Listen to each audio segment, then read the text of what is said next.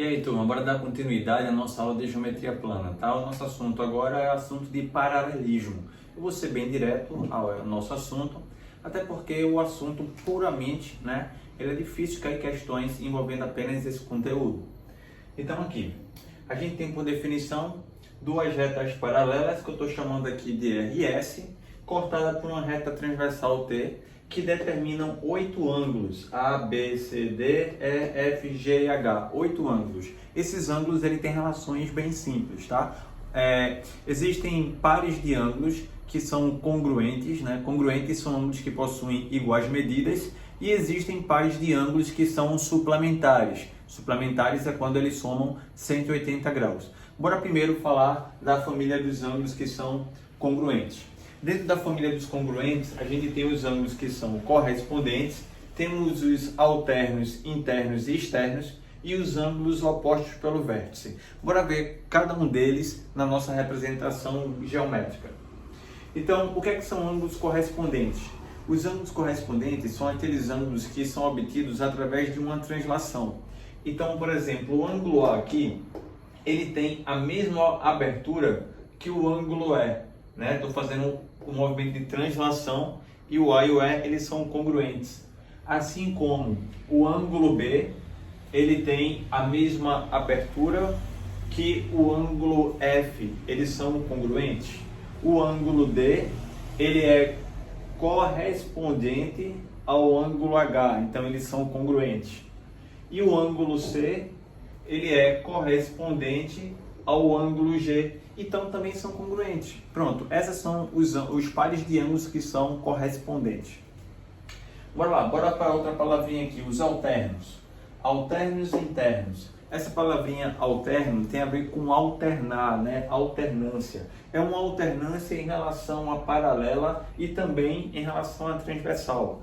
Por exemplo, o ângulo D, o C, o F e o E, eles são internos, porque ele está entre as paralelas, tá certo?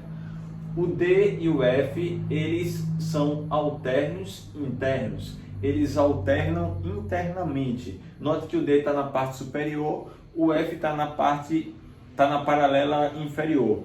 O D está aqui ao lado esquerdo e o F está do lado direito. Então há uma alternância de lado em relação à transversal. A mesma coisa acontece com o C e o E. Eles são alternos internos, logo eles são congruentes. Temos os alternos externos, que é o A com o G e o B com o H. Pronto. Esses são os pares de ângulos congruentes. Bora anotar isso aqui rapidinho. O A, ele é correspondente. O A é correspondente ao E. O A é correspondente ao E, assim como o B, ele é correspondente ao F. O C é correspondente ao G. E o D, ele é correspondente ao H. Pronto. Esse símbolo é o símbolo usado para congruência. Os alternos internos, temos aqui o D, sendo congruente ao F, e o C sendo congruente ao E. Os alternos externos, o A e o G, ou seja, o A ele é congruente ao G, da mesma forma o B ele é congruente ao H. Os opostos pelo vértice, quais são eles? Temos o A sendo congruente ao C, opostos pelo vértice, assim como o B, congruente ao D. O E é congruente ao G e, por fim, o F é congruente ao H. Esses são os pares de ângulos que são opostos pelo vértice. E a família dos suplementares. Lembre que os suplementares são aqueles que somam 180 graus, né? Então são pares de ângulos que somam 180 graus. Aqui eu tenho os colaterais internos, os colaterais externos e os adjacentes. No nosso desenho, né, na nossa figura, temos os colaterais internos Colateral, essa palavrinha colateral, ela vem de mesmo lado. Eles estão posicionados no mesmo lado em relação à transversal. Então, o A, o B, o A, o D, o E e o H, note que todos eles estão à esquerda da minha transversal. Então, estão no mesmo lado, são colaterais. Assim como o B, o C, o F e o G estão à direita, estão no mesmo lado, então eles são colaterais. A gente tem os colaterais internos, ou seja, o C e o F, eles são colaterais e estão entre as paralelas, então são colaterais internos, eles somam 180 graus, assim como o D e o E é outro par de ângulos que são suplementares, o D e o E. Aí temos os colaterais externos. O B, ele é externo, né, colateral externo com o G, e o A, ele é colateral externo com H. Então, o A mais o H também soma 180 graus, assim como o B com o G, eles somam 180 graus. E temos os ângulos que são adjacentes, né? Lembrando que no assunto de paralelismo, os ângulos adjacentes eles são suplementares, eles vão somar meia volta. Quem é adjacente aqui é o A com B, né? Então A mais B vai dar 180, assim como o B com o C soma 180, o C com D soma 180, assim como o D com o A. Então, esses pares de ângulos somam 180 graus. Aqui embaixo a mesma coisa acontece, tá? O E com o F, E mais F, o F com o G com o H e o H com o E. Somam 180 graus. Pronto. O nosso assunto ele é bem simples, é bem curto, ele envolve mais essa parte conceitual, reforçando a nomenclatura desses ângulos e saber o significado, né, de que pares de ângulos são congruentes e que pares de ângulos são suplementares. Bora exercitar. Pronto. Dois exemplos inicialmente aqui para a gente trabalhar com o assunto de paralelismo. Ó, questões bem simples, determine o valor de x em cada caso. Bora ver aqui o que a gente pode fazer para resolver esse tipo de questão. Primeiro que a gente não precisa ficar preso, né, às linhas que a nossa figura tem. Vai ter situações, pessoal, que a gente vai poder traçar paralelas, fazer prolongamentos. Então é isso que eu quero mostrar nesses dois exemplos aí para vocês. Por exemplo, nessa questão, a gente tem aqui duas retas R e S paralela e temos aqui um pequeno zigue-zaguezinho, tá certo? Linhas poligonais que se cruzam e aí formando aqui um polígono, né? Um triângulo. A gente pode usar conhecimentos também que a gente já tem sobre triângulos, né? Soma de ângulos internos igual a 180 e assim por diante. Ó, então o que a gente pode fazer? Inicialmente poderia resolver essa questão seguindo essa ideia. Pego meu segmento, faço um prolongamento dele, tá? E com isso a gente vai ter duas retas paralelas e meu segmento mais o prolongamento vai formar a minha transversal.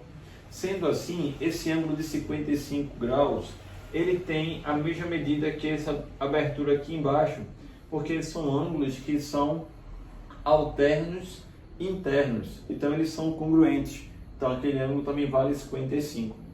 Aqui eu tenho, ó, um triângulo e eu posso fazer a soma dos ângulos internos igual a 180, então essa soma aqui já vai dar 55 com mais 38, vai dar 93, e aí 93 será igual a este ângulo daqui, ó. Porque quando eu somo dois ângulos internos num triângulo, ele vai dar igual ao externo do ângulo não adjacente. Então esse ângulo vale 93 graus, tá bom? E aí, a soma dos ângulos internos medindo 180, temos que x mais 40 com mais 93 é igual a 180 graus. Essa soma, 90 com mais 43, vai dar 133, que passa para o segundo membro subtraindo. E aí encontramos o valor do x como sendo 47 graus. Pronto, x vale 47. Já aqui no segundo exemplo, né, na letra B, temos também RS retas que são paralelas e temos um zigue-zague aqui com essas transversais. Poderíamos, em alguns casos, fazer prolongamentos também, mas uma outra estratégia que a gente vai usar é a gente traçar paralelas, novas paralelas. Então, se eu traço uma paralela passando exatamente pelos vértices de cada um desses ângulos, viu o que vai acontecer? Vai ficar algo bem interessante da gente trabalhar. É um caminho bem bacana da gente resolver esse tipo de questão. Então aqui estão minhas retas, que são retas paralelas, duas retas paralelas, e esse 28 aqui é uma transversal. Então este ângulo, ele tem uma abertura de 28 graus também, porque eles são ângulos alternos internos. Com a abertura toda de 54 graus, e eu já sei que essa parte superior, né, vale 28, então essa parte aqui de baixo vale 26 graus, tá bom? Então 28 com mais 26 vai dar os 54 graus daquela abertura daquele ângulo. Nota que essa paralela que eu tracei, ela não é uma bissetriz, tá? Na realidade, a gente acabou de mostrar que não é bissetriz. Em geral, não vai ser. Alguns casos particulares podem coincidir, mas não é o nosso caso. Então, tracei aqui ó, a segunda paralela. Isso aqui vale 26. Esse ângulo daqui também vale 26, pelo mesmo motivo anterior. São ângulos que são alternos internos, tá? Alternos internos. Assim como este ângulo daqui, ele é alterno interno com x. Com isso já dá para montar uma equação. Eu sei que 26 mais x é igual a 88. Então o x vai dar 88 menos 26. Essa diferença vai dar 62 graus. Encontramos o valor do x. Questão finalizada. Não é bem simples, né? Esses dois casos. Foi mais para mostrar que eu posso fazer prolongamentos, né? Como a gente fez aqui, ou posso traçar retas paralelas, já que eu tenho essas opções, né? Então não precisamos ficar limitado, né, ao formato, às linhas que estão sendo já traçadas inicialmente da questão. Isso é um artifício muito importante em geometria plana, traçar prolongamentos, fazer prolongamentos, traçar paralelas, né, para a gente poder aplicar a nossa teoria. Pronto, na letra C, né, seguindo a mesma ideia, a gente tem aqui determina o valor de x em cada caso, e aí novamente mostrando outros exemplos que a gente pode fazer prolongamentos ou traçar paralelas. Então aqui temos R e S sendo retas paralelas, e aí o que podemos fazer? A gente poderia fazer o prolongamento desse segmento para poder fecharmos aqui um triângulo e aplicar propriedades de triângulos, né? Esse ângulo que vale 126, ele tem essa mesma abertura aqui embaixo, porque eles são ângulos que são correspondentes, né? São obtidos através de uma translação. E aí, ao somarmos dois ângulos internos de um triângulo, é igual ao ângulo externo não adjacente. Então, com isso, a gente vai formar a equação x mais 80 é igual a 126 graus. Passo 80 subtraindo 26, vai dar 46. X vale 46. Tá? Nada impede que eu, sabendo os dois ângulos de um triângulo, descobriremos o valor do x, né? Por exemplo, outro caminho. Se esse ângulo aqui vale 126, a gente consegue encontrar este ângulo interno do triângulo, que é o suplemento dele, né? O suplemento de 126 vai dar 54.